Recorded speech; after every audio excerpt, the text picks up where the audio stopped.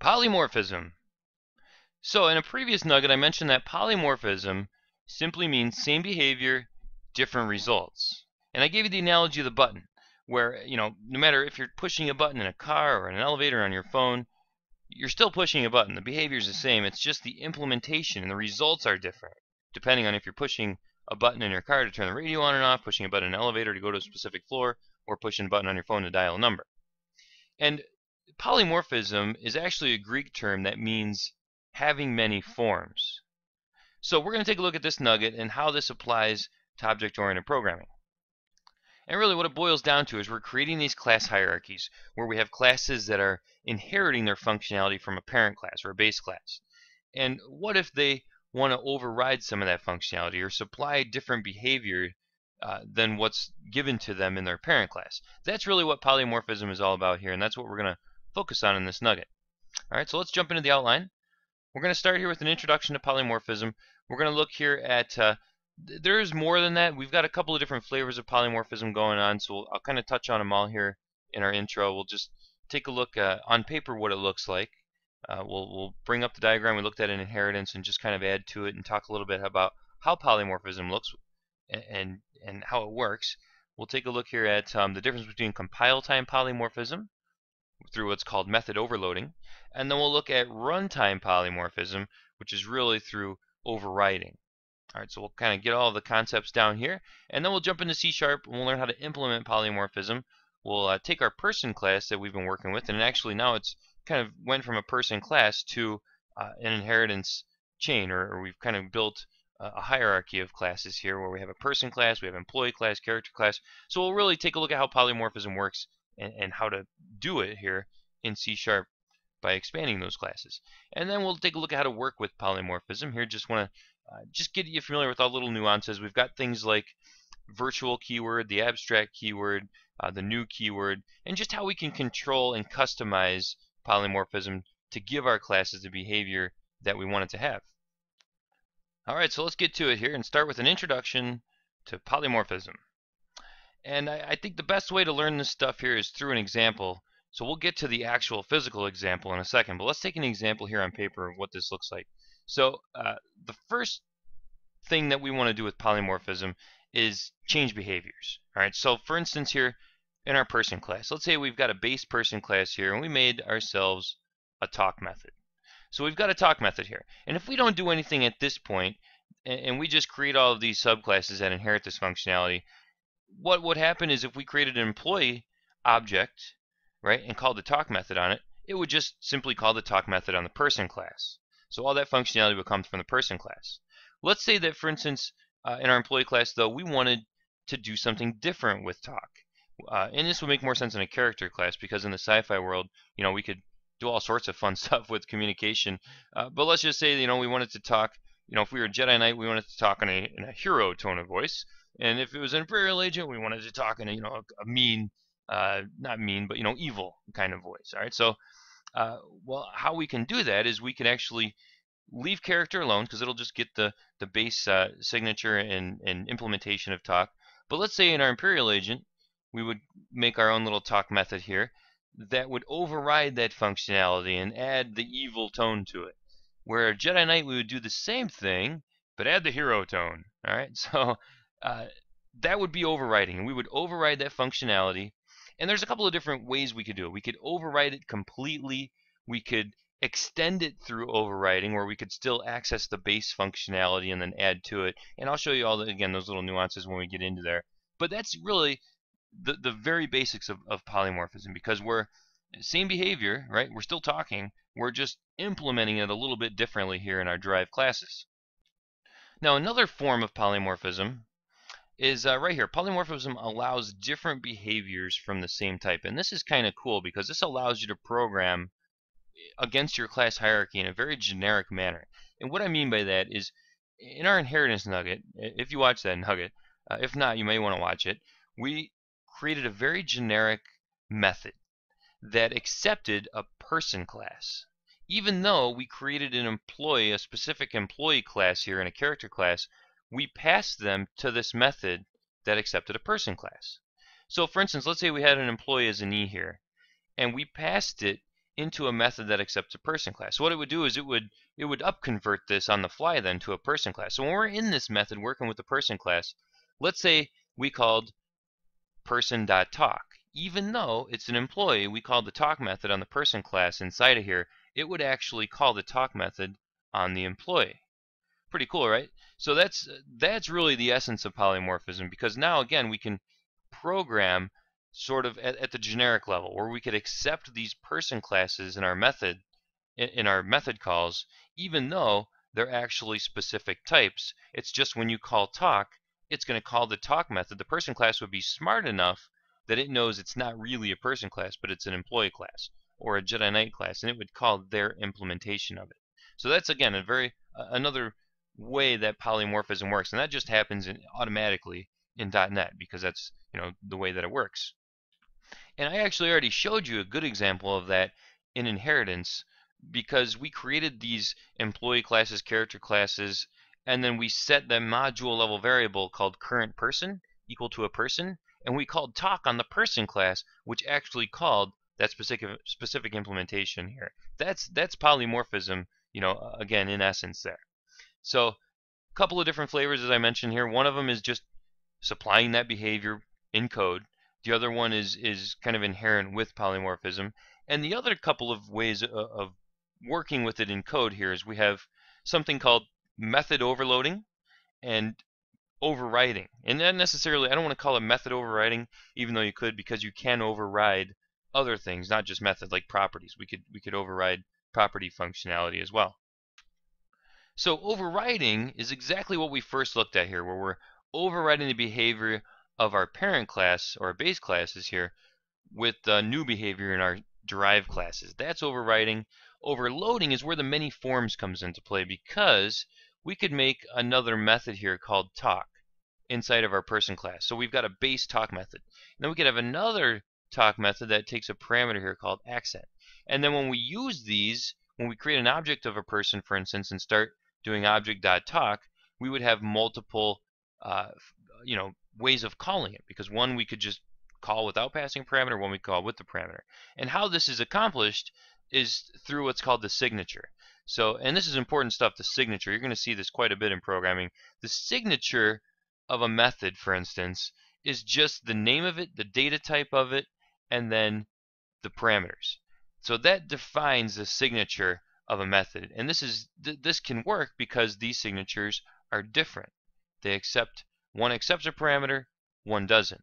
And you can have one that accepts one parameter, another one that only accepts one parameter, but the data types have to be different. All right. So as long as the signatures are different, you can overload it all day long with as many different types of that method as you want. And I'll give you a good example of how we can do this as well.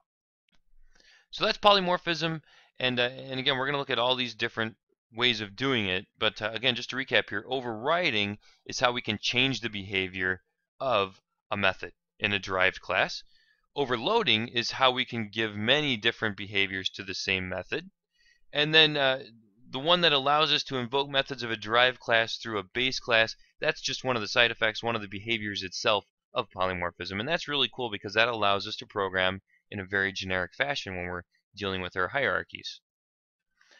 All right, let's head over to Nugget Lab. We'll minimize the whiteboard, open up Nugget Lab, and as soon as we get over here, I'm going to fire up Visual Studio 2010 Express C# Edition here. And when we're in here, we've got a solution, 08-polymorphism. And again, I haven't touched this since our previous Nugget inheritance, just changed the names a little bit here. Everything else is the same. Even the interface I haven't touched one bit here, because we're gonna make our changes ourselves here in the demo. So first things first here, I'm just gonna run this application really quick, and just to show you, if we hit talk on any one of these right now, we're actually calling the talk method out of the person class, even though we're invoking it from that specific class, because right now we don't have any extra behavior. Talk method only exists in the person class right now. So we're going to change that. Another thing we're going to do first here, just to show you a basic override syntax, is we're going to get rid of the funky syntax we used in here with those nested intermediate if statements, and override the toString method on each class. And that's actually a popular thing to do. And let's go do that right now. If we just go into the code behind for polymorphism.cs here, our main form, and here's what I'm talking about right here, where we have this, we're doing a type check here. P is character. If it is, it's going to output character. If it's not, it's going to do a check against salesperson. So that's just not friendly looking code. So let's do this. Let's get rid of it all and just do a p.toString, right? Just like that. Simple as that. Much easier. Now, if we run this now, it's going to output the full, the fully qualified name of the class, with the namespace followed by the class name. So we can override this functionality in case we want to just give them a nice friendly version. What we can do is if we go over into, let's say, our character class here, and we just start typing in, let's do a public here, overrides, override, there you go.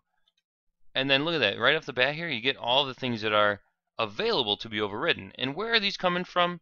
These are actually coming from the base class that every single class in existence derives from, and that is the object class. So toString is on the object class. That's why every single class you'll ever work with, you'll notice there's a toString method on it. And it's overridable. So if we double click this, it's going to write the rest of the code out for us. So we can override it, and by default it's going to say return base.toString. What's that? Well, that's the base class. That's accessing the toString property of the base class. And this is how, if we want to reuse any existing functionality in the base class, we can call it.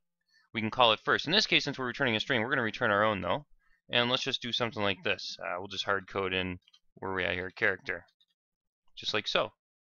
And now we can copy this, go over to employee. Let's do the same thing. Oop. Sometimes the copy just doesn't stick through RDP here. There we go. There we go. And we'll do employee.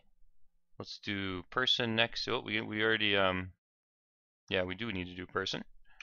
Here we go. Person, and then we'll do salesperson last.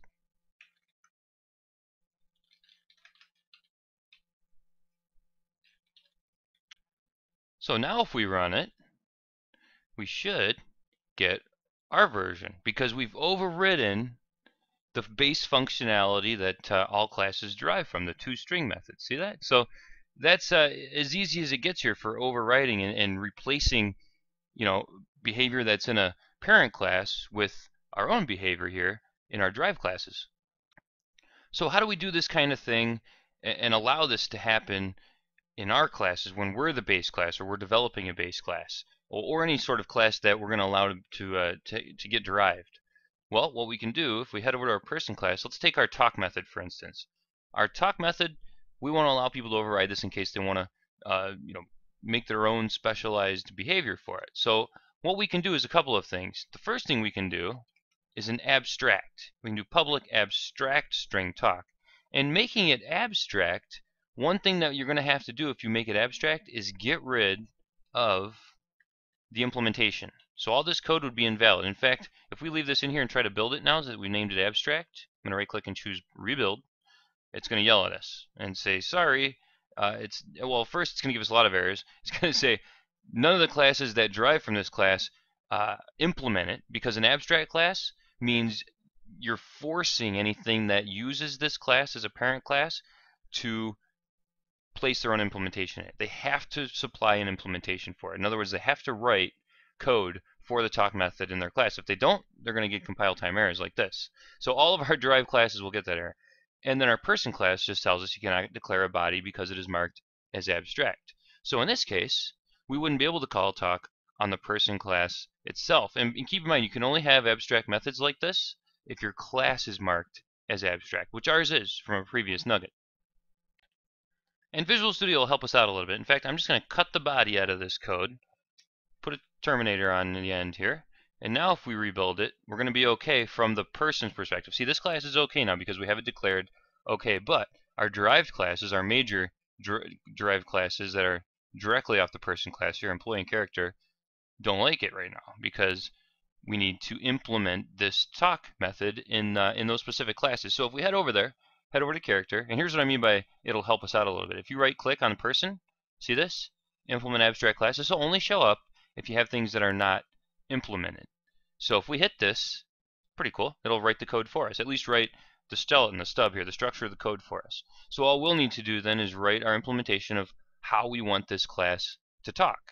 And you know, because this is abstract, you have to provide this implementation here. Another method, and the one that we're going to do here, if I go back to our person class, and let's just put this back to put our code body back on here. There we go. Is the virtual keyword.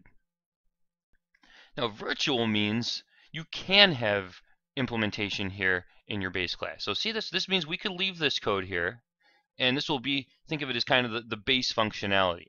And we do still have the option of overriding it.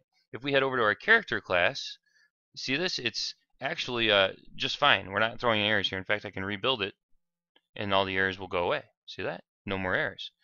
Because virtual gives us the option of overriding it, supplying our own implementation, while still leaving the base implementation there. And we could do both. We can utilize the base implementation by doing a base.talk. See that? And then we can just ignore the return value. So it'll still, in this case, this will kind of work in this case because we can still get the validation on the is sleeping property. All right, and we don't care about the return value here. That's why we can just ignore it in our character class. And then we can provide our own implementation here. So let me go into our person class and just copy this string. All right, we'll head back to character here, put it in here, and let's just say 01 as 2 says hello. And what's the third parameter here going to be? Well, you guessed it, this dot to string. There we go. Pretty cool, right? Because you know, use this to refer to itself, so we can call its own toString method that we have here, and that'll return character. So it'll say first name, last name as whatever the name of the class is, says hello. Now I'm just going to copy this. We'll head over into our employee class, just paste this in here. Everything will be the exact same there. And then we can do the same thing in our salesperson class. There we go. And now what's really cool about this, and really some of the extreme power of polymorphism and object-oriented programming here, is we don't have to change a single line of code in our form, in our main front-end application here. And this is where I was telling you earlier here, back in our slide, about, just to head over there real quick, right here allows different behaviors from the same type and invoke methods of a derived class through the base class. This is because we're using the base class here, right? Because right here, in the very top here, we've got this generic person object. So again, when someone clicks on an item in the list, we're actually storing, first when we load the list, we're storing that specific object. Just to show you at the bottom here, we're storing that specific object in the list, right about here, into the tag. Remember that? So we're taking the actual object, putting it in the tag property, and then when they click on the list, we're filling this current person with that. So we've got a generic person that we're working with, and the reason we do not have to call or write any front-end code, change any code at all in here, is because we're calling these methods from our current person, off of the person class. So this is the true power of polymorphism, because you saw we didn't change a line of code in this. And watch this. If we hit run, hit Skywalker here, as character says hello. Hit myself, as employee says hello. John Doe, as salesperson says hello. Pretty cool, right? That is the power of polymorphism right there, because you can do things like this, work with this object-oriented things, work with these derived classes, change code all day long in them, and as long as you're working with the generic part, you can maintain backwards compatibility. You don't have to recompile the front ends and do all that kind of stuff, and very, very powerful. So that's full-blown polymorphism there, especially when we're working with our base classes there that are actually derived classes. Again, we're calling these methods on the base class. It calls the appropriate method out of the derived class. The other one we looked at there was runtime polymorphism, where we overrode the behavior of the talk method. The other thing I want to show you here is method overloading. In fact, if we go to our character class, let's say we wanted another talk method in here. Well, we could do something like this. Actually, let me just go ahead and copy this. Paste it in here. Oop, try that one more time here. There we go. And let's just get rid of the override, because we're not overriding an existing one here. We're making a new one. And we're going to make this a string called accent. Something like that. And the cool thing about this, you can still call base.talk. We're not tied to that just because we overrode it. You can call base anywhere in here because you're just referring to your base class. So we're still going to do that for the validation on talk here. The only other thing we want to add is just we want to allow people to add an accent in here. So we're going to do, let's just say, first name, last name as type says hello in, and then we'll put another one in here. So this one will be the accent, and then we'll just put the accent here, just like so. All right, so that's all we did is just add another method. Again, the signature is different here because it has a parameter to it. So this is what allows us to do method overloading. Now, if we go back into our main form, and we're going to have to put a little bit of code here in the talk method. All right, let's do this. Let's put a little logic up here that says if underscore current person is a character, then we need to write some code here. This will be our else down here. So basically, if it isn't, we're just going to call the regular old talk method. If it is a character, however, then we need to do a little type check here. So let's do a character c equals underscore current person as a character, like so. And then the only other thing we need to do is just do a message box dot show.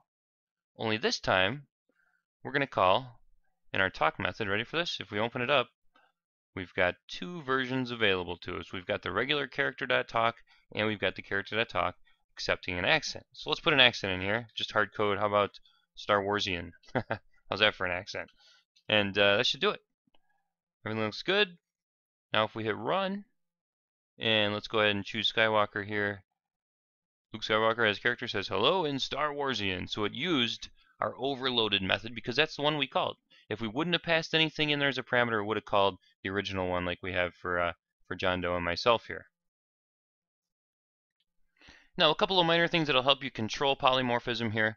The first thing is what if we didn't want to expose or have when we call the talk method on our base person class here, if we didn't want it to call the generic one on our derived class? Well, that's where method hiding comes into play. In fact, I'm just going to comment this out here on our character class, our Star Warsian accent, back to our generic world here, and go to our character class, and instead of override here, if we use the new keyword, see that?